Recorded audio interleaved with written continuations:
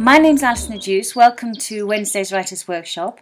I'm the writer of gritty modern fiction, looking at the dark side of human nature, and I also write some inspirational non-fiction.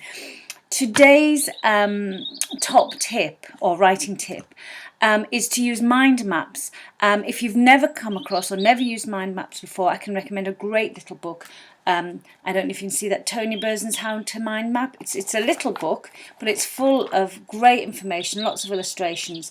And if you don't know what a mind map is, it's basically a way of exploring something, anything at all. It could be absolutely anything, or making a list, or jogging your memory. I use it for all sorts of things, which I'll come into in a moment. That's a very basic one. So you put the subject matter in the middle, and then you go off in different directions. So for this, it's shopping, grocery, lesson, Spanish. They may have more than one lesson. Children, there's only swimming today, etc., etc. So you get the idea. You put something in the middle, and then from that you explore different aspects of that topic. I first used it, I don't know if this is absolutely true, but the first example I found, because I probably used it on scrap pieces of paper before, was in the lost voice in my, I use scrapbooks to plan a novel. And this is my scrapbook for the lost voice.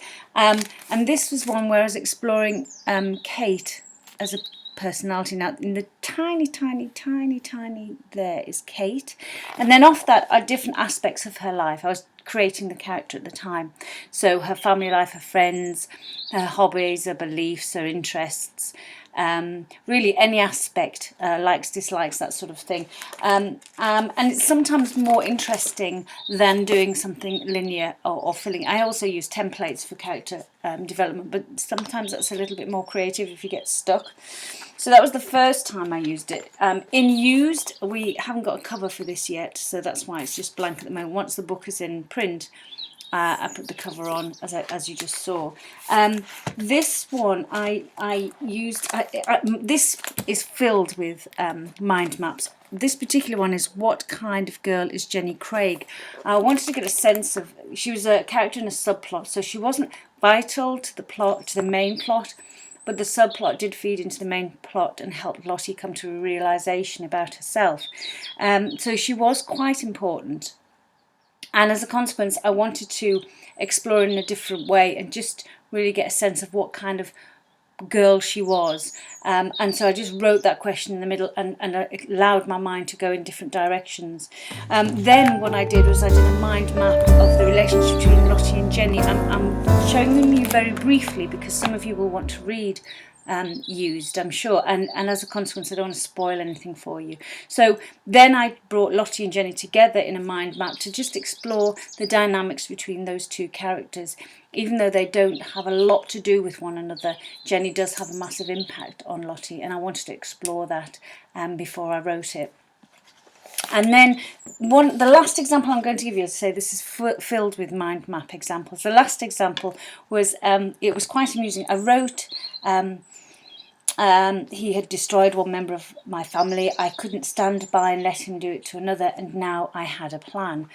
I wrote that, and it was from Andrea's perspective.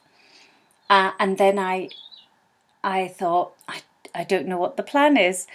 So I literally wrote, I don't know if you can see that, what's Andrea's big idea? What's the plan?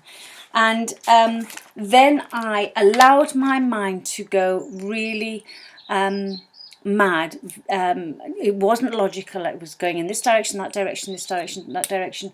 And some of them were really way out and foolish, and others were cliches and obvious.